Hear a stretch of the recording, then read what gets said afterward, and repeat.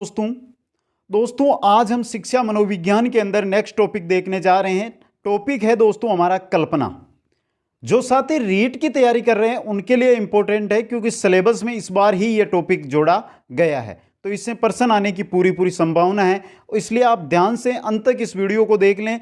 कल्पना topic ये video देखने के बाद आपके पूरे दिमाग के अंदर सेट हो जाएगा दोस्तों।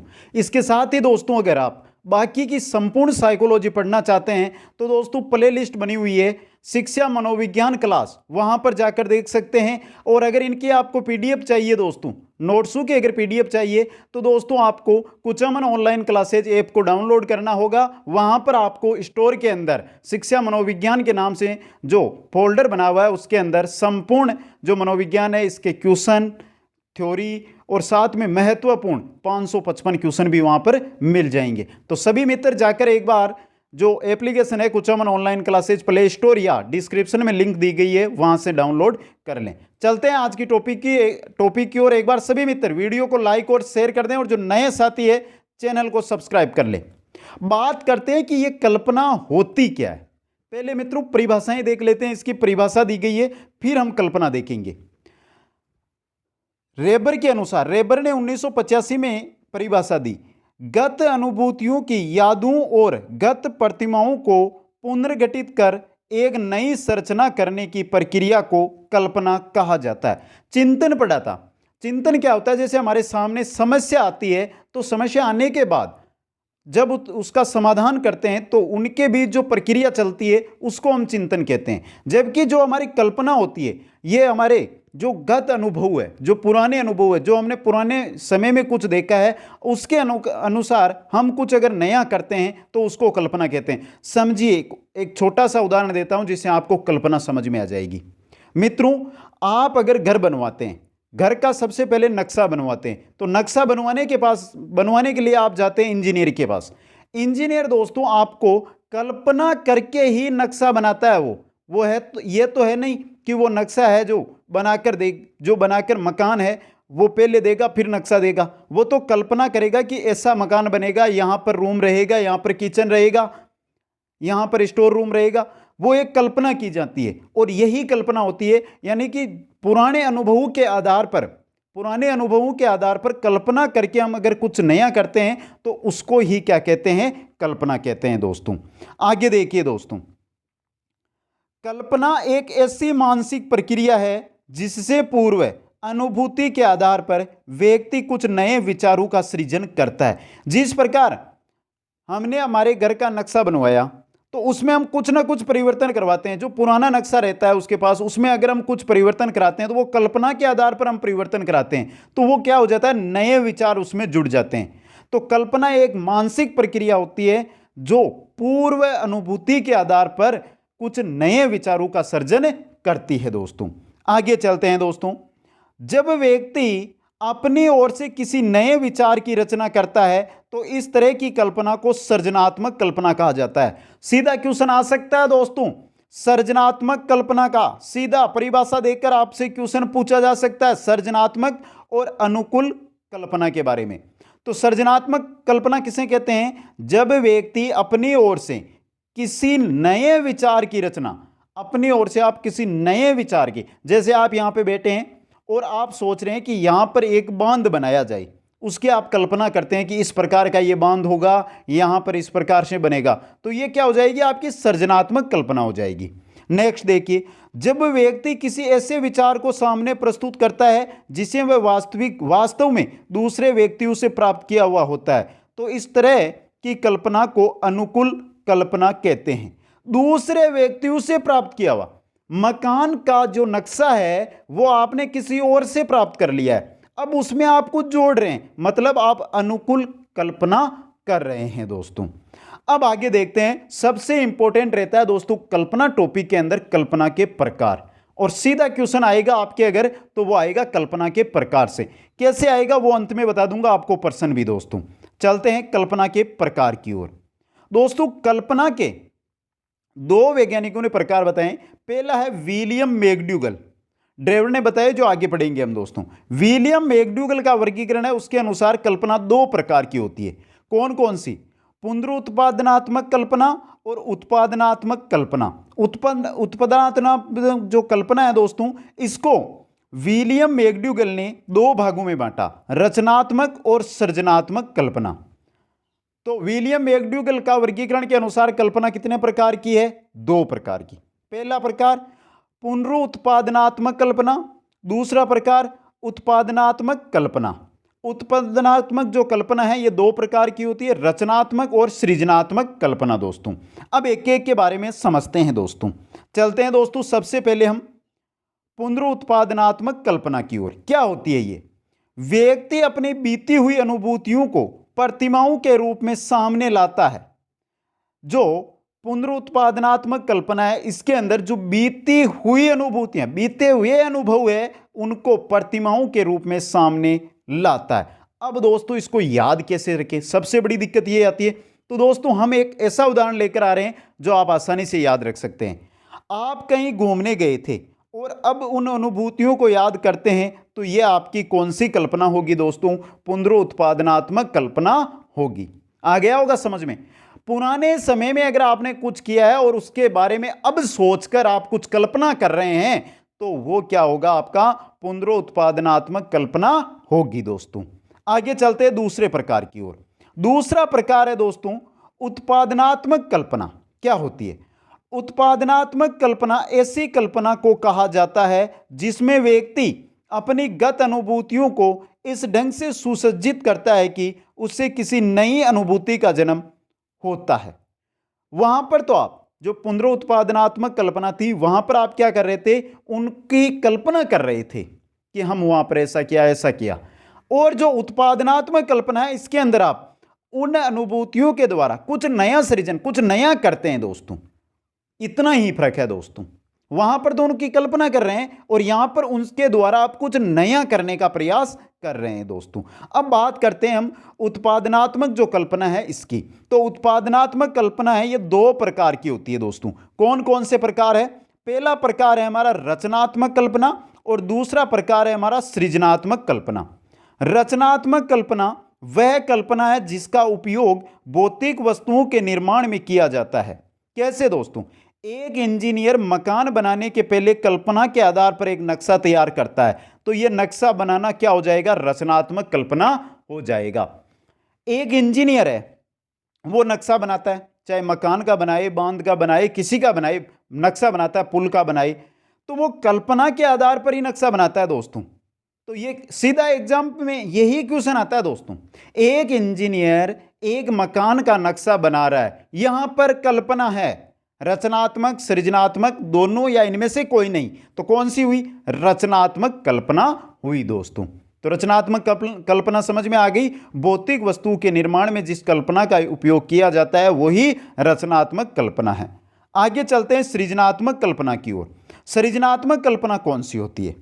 सृजनात्मक कल्पना ऐसी कल्पना को कहा जाता है जिसके आधार पर सभी अभौतिक चीजों का निर्माण, अभौतिक चीजें जैसे आपने देखा होगा कहानी लिखना, कविता लिखना, ये कहानी लिखना, कविता लिखना, ये तो है नहीं कि ये किसी चीज को आप देखते जा रहे हो, लिखते जा रहे हो। कल्पना के द्वारा आप कोई कविता या कहानी लिखते हैं दोस्तों, तो ये क्या होती है? आपकी सृजनात्मक कल्पना होती है। जैसे कविता लिखना, कहानी लिखना जैसे काम संपन्न होते हैं, इनको क्या कहा जाता है? सृजनात्मक कल्पना के अंतर्गत माना जाता है। आगे देखिए दोस्तों, यहां पर इन साहित्यिक कामों को करने से पहले व्यक्ति जो मन में कल्पना करता है वह एक सृजनात्मक कल्पना होती है। आपको बोला गया आप कहानी लिखिए। अब आप किसी भी टॉपिक पे कहानी लिखते हैं, कहानी लिखना आपने शुरू किया, तो उससे पहले आप कल्पना तो करोगे ना, आप उसके बारे में सोचोगे ना। जिस टॉपिक पे आप कहानी लिख रहे हो, अगर आप उस पर कुछ सोच रहे हो, मतलब उसकी कल्पना कर रहे हो, तो यही क्या होगी? आपकी सृजनात्मक कल्पना होगी दोस्तों। अब आगे बात करते हैं जेम्स ड्रीवर द्वारा जो वर्गीकरण दिया गया है दोस्तों, उसके बारे में। जेम्स ड्रीवर ने दोस्तों कल्पना को दो प्रकारों में बांटा था, जो पुनरुत्पादनात्मक और उत्पादनात्मक। जो हमने पहला पढ़ा है वही इन्होंने बांटा था। लेकिन दोस्तों यहां पर इन्होंने क्या किया कि जो उत्पादनात्मक कल्पना है, इसको अलग भागों में बांट दिया। पहला ग्राही, दूसरा सृजनात्मक।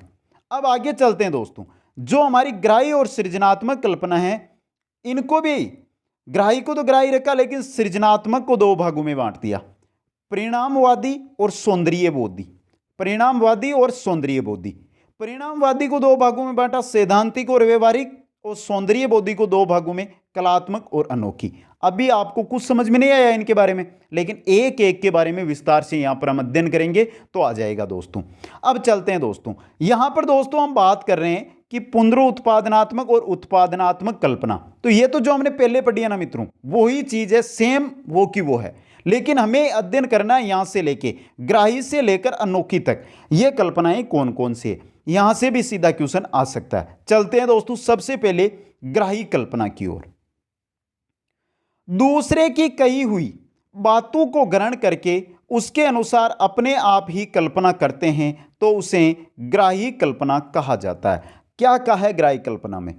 दूसरे की कही हुई बातों को ग्रहण करके, यानी किसी दूसरे ने आपसे कुछ बोला तो आप क्या करते हैं, उसके अनुसार ही अपने आप कल्पना करने लग जाते हैं, तो उसको ग्राही, यानी ग्रहण कर रहे हो ना आप, किसी ने कुछ बोला तो उसके आधार पर कल्पना, मतलब ग्राही कल्पना। अब उदाहरण के द्वारा समझिए दोस्तों ग्राही कल्पना को। कक्षा में शिक्षक द्वारा ताजमहल का वर्णन करने पर छात्र ताजमहल की कल्पना अपने आप करना प्रारंभ कर देते हैं। जिस प्रकार मित्रों छोटी कक्षाओं में आपसे बोला जाता था कि गाय पर निबंध लिखिए, पहले शिक्षक आपको गाय पर निबंध बोलकर समझा देता था, फिर आप कल्पना करते थे कि हाँ गाय के 4 पैर होते हैं, गाय के 2 आंख होती है, तो ये क्या होती थी? कल्पना। यही होती है ग्राही कल्पना दोस्तों। आगे चलते हैं सृजनात्मक कल्पना की ओर। सृजनात्मक कल्पना, ग्राही और सृजनात्मक कल्पना के आधार पर अभौतिक तत्वों का निर्माण, जैसे कविता लिखना, जो हमने ऊपर सृजनात्मक कल्पना पढ़ी थी वही चीज है दोस्तों। तो कल्पना के आधार पर अभौतिक तत्वों के बारे में विचार करना, कविता लिखना, कविता लिखने से पहले जो कल्पना होती है वही क्या है? सृजनात्मक कल्पना होती है दोस्तों। लेकिन मित्रों जेम्स ड्रीवर ने क्या किया, जो सृजनात्मक कल्पना है इसको 2 भागों में बांट दिया। कौन कौन सी है दोस्तों? चलते हैं। पहली है दोस्तों हमारी परिणामवादी कल्पना और सैद्धांतिक कल्पना। परिणामवादी कल्पना देखिए, परिणामवादी कल्पना उस कल्पना को कहा जाता है जिसका उपयोग परिणाम व्यक्ति के सामने आता है। उपयोगी परिणाम है जो व्यक्ति के सामने आता है। परिणाम नाम से है कि कोई अगर हम कल्पना कर रहे हैं तो उसका जो परिणाम रहेगा वो हमारे सामने आएगा, मतलब वो कौन सी है? परिणामवादी कल्पना है। कहानीकार कहानी लिखने से पहले कहानी के प्लॉट की जो कल्पना करता है वह एक परिणामवादी कल्पना है। कहानीकार है, कहानी लिखना प्रारंभ करता है, उससे पहले कहानी का संपूर्ण लेखा जोखा वो अपने कल्पना के द्वारा कंप्लीट करता है। यही क्या होता है? परिणामवादी कल्पना होता है दोस्तों।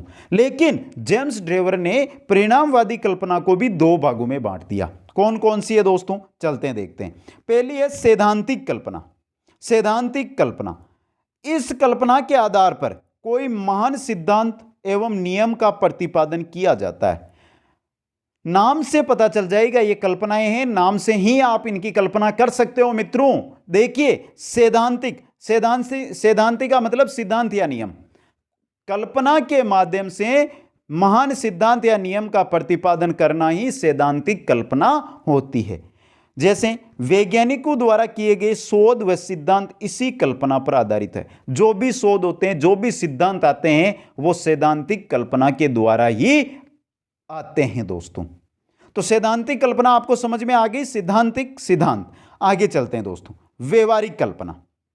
व्यवहारिक कल्पना दोस्तों, इस कल्पना के आधार पर व्यक्ति कुछ ऐसी चीजों का निर्माण करता है जिसका व्यवहारिक मान अधिक होता है।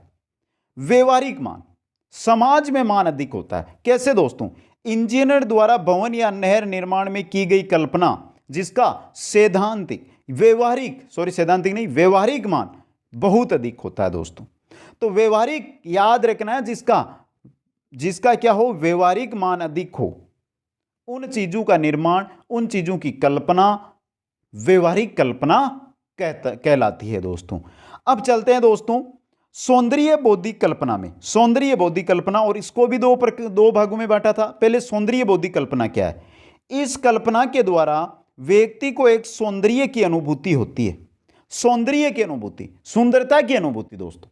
समझ गए सुंदरता की अनुभूति से? तो कैसे? कवि द्वारा एक सुंदरी का वर्णन करने से पहले की गई कल्पना, किसी भी सौंदर्य की कल्पना अगर आप करते हो तो वो कल्पना कौन सी होगी? सौंदर्य बोधी कल्पना होगी दोस्तों। समझ गए दोस्तों? सौंदर्य बोधी, नाम से पता चल जाएगा, सुंदरता का वर्णन करना है, उसकी कल्पना करना है, तो वो सौंदर्य बोधी कल्पना होगी दोस्तों। सौंदर्य बोधी कल्पना को दो भागों में बांटा गया है दोस्तों। कौन कौन से दो भाग? पहला भाग है आपका कलात्मक कल्पना और दूसरा है अनोखी कल्पना। इस कल्पना के आधार पर कलात्मक उत्पादन किया जाता है। कलात्मक उत्पादन कैसे होगा यह भी नहीं समझे आप तो समझिए। नाटक करने से पहले जो कल्पना की जाती है वो ही कलात्मक, कला का प्रयोग, कलात्मक कल्पना जहां पर कला का अपना प्रयोग हो। नाटक किया जाता है उससे पहले जो पात्र है उनकी कला का प्रयोग पहले कर लिया जाता है, उनकी कल्पना कर ली जाती है कि दर्शकों के सामने आपको कैसा कार्य करना है, तो वो ही होता है कलात्मक दोस्तों। तो कलात्मक कल्पना समझ में आ गई होगी। कलात्मक उत्पादन करना, कला का प्रयोग करना, कलात्मक उत्पादन, कला का प्रयोग। जैसे नाटक हम करेंगे उससे पहले जो हम पहले कल्पना करते हैं उसकी, वो ही कलात्मक कल्पना है। और इसका दूसरा भाग है अनोखी कल्पना, जो तो आपको देखते ही समझ में आ जाएगी। इस तरह की कल्पना को उटपटांग होती है। इस तरह की जो कल्पना है ये उटपटांग होती है और इससे व्यक्ति का कोई मतलब सिद्ध नहीं होता है। समझ गए होंगे कैसे? कि आप बैठे बैठे ही कल्पना करें। बहुत सारे साथी तो अभी कल्पना कर रहे हैं बैठे बैठे कि मेरे जैसे ही शिक्षक बनूंगा, शिक्षक बनते ही मेरी शादी हो जाएगी। तो ये एक कल्पना है दोस्तों। हाँ, आगे सब कुछ होगा, लेकिन अभी जो आप कर रहे हो ना, ये एक उटपटांग क्या है? कल्पना है दोस्तों। जैसे कोई छात्र बैठे बैठे हवाई जहाज में दुनिया की सैर करने की कल्पना करे तो वह एक अनोखी कल्पना होगी। बैठे बैठे आप ऐसी कल्पना, मन के लड्डू खाना, आपने सुना होगा ना दोस्तों, मन के लड्डू खाना, यही अनोखी कल्पना का उदाहरण होता है। बैठे बैठे आप कुछ भी कल्पना कर लो, वो क्या होगी? जिसका वास्तविकता से कोई लेना देना ना हो, वो कल्पना होगी अनोखी कल्पना दोस्तों। यह हो गई दोस्तों कल्पना के प्रकार। लेकिन मेन जो टॉपिक बचा है कल्पना का, वो आएगा अब सामने। कल्पना का शिक्षा में क्या महत्व है? हमने कल्पना तो पढ़ ली, लेकिन कल्पना का शिक्षा में महत्व क्या है वो देखते हैं। कल्पना शक्ति से बालकों में स्मरण शक्ति बढ़ती है दोस्तों। कोई भी चीज हो, जैसे हमारा दिमाग है, मानसिक है, इसको हम जितना काम में लेंगे उतना ही ये आगे बढ़ता जाएगा। ये तो आपने सुना ही होगा। अगर आप कुछ भी कल्पना करो, अगर आप कल्पना करते हो तो हमारा मानसिक कार्य होता रहता है, मानसिक प्रक्रिया चलती रहती है, तो उससे क्या होगी? हमारी स्मरण शक्ति है क्या है? बढ़ेगी दोस्तों। कल्पना द्वारा मस्तिष्क के स्मृति चिन्ह उत्तेजित रहते हैं, फलस्वरूप बालकों की स्मरण शक्ति अच्छी बनी रहती है। तो पहला शिक्षा महत्व है कल्पना शक्ति से बालकों की स्मरण शक्ति में क्या होती है? बढ़ोतरी होती है दोस्तों। दूसरा देखिए दोस्तों, दूसरा है थॉमसन के अनुसार। थॉमसन ने क्या कहा? कल्पना शक्ति अच्छी होने पर मानसिक स्वास्थ्य व शारीरिक स्वास्थ्य दोनों ही अच्छे रहते हैं। अगर बालकों की कल्पना शक्ति अच्छी है ना, तो उनका मानसिक स्वास्थ्य बहुत अच्छा रहेगा और जो आपका शारीरिक स्वास्थ्य वो भी क्या रहेगा? बहुत ही अच्छा रहेगा दोस्तों। ये किसने कहा था? थॉमसन ने कहा था। तीसरी देखिए, परिणामवादी कल्पना के आधार पर कुछ शिक्षक व छात्र नए नए नियमों व तथ्यों की खोज कर सकते हैं। परिणामवादी कल्पना हमने पढ़ी थी, उसके आधार पर जो कोई भी शिक्षक है वो नए नियम या नए तथ्यों की, नए सिद्धांतों की खोज कर सकते हैं दोस्तों। आगे चलते हैं दोस्तों नेक्स्ट की ओर। नेक्स्ट क्या महत्व है? नेक्स्ट महत्व है दोस्तों, कल्पना के आधार पर बालक विभिन्न सामाजिक परिस्थितियों का अनुमान करता है तथा उसमें वह कैसे व्यवहार करेगा, कल्पना के द्वारा सामाजिक बनता है। कल्पना के द्वारा एक बालक है जो समाज के बारे में, जो समाज की हमारी परिस्थितियां हैं उनके बारे में एक बालक कल्पना लगा लेता है, अनुमान लगा लेता है, और वही क्या होती है? कल्पना होती है। फिर वो ये कल्पना करता है कि मैं इस समाज में, इस सामाजिक परिस्थितियों में कैसा व्यवहार करूं, और कल्पना के द्वारा ही फिर वो व्यवहार करके जो समाज है उसके अंदर एक सामाजिक बन जाता है दोस्तों। और दोस्तों अंतिम है, कल्पना के आधार पर ही शिक्षक ये निश्चित कर पाते हैं कि ये पाठ्यक्रम छात्रों के लिए लाभप्रद कितना रहेगा, कैसा रहेगा। तो कल्पना के आधार पर ही कोई शिक्षक छात्रों के पाठ्यक्रम का निर्धारण करता है कि पाठ्यक्रम छात्रों के लिए कैसा रहेगा। तो यह है कल्पना का शिक्षा में महत्व है। तो कुल मिलाकर दोस्तों आज हमने कल्पना टॉपिक देखा, आपको कैसा लगा? सभी मित्रों के कमेंट देखना चाहता हूं इस बात पर मैं दोस्तों। और जिन साथियों को शिक्षा मनोविज्ञान के इस टॉपिक के साथ अन्य सभी टॉपिकों की पीडीएफ चाहिए दोस्तों, तो आप प्ले स्टोर पर जाकर कुचामन ऑनलाइन क्लासेज या डिस्क्रिप्शन में जाकर लिंक के द्वारा भी आप कुचामन ऑनलाइन क्लासेज की ऐप को डाउनलोड कर सकते हैं दोस्तों। वहां पर स्टोर का जो ऑप्शन है उसके अंदर आपको सभी नोट्स है वो मिल जाएंगे। आप सभी को बहुत बहुत धन्यवाद। जय हिंद, जय भारत।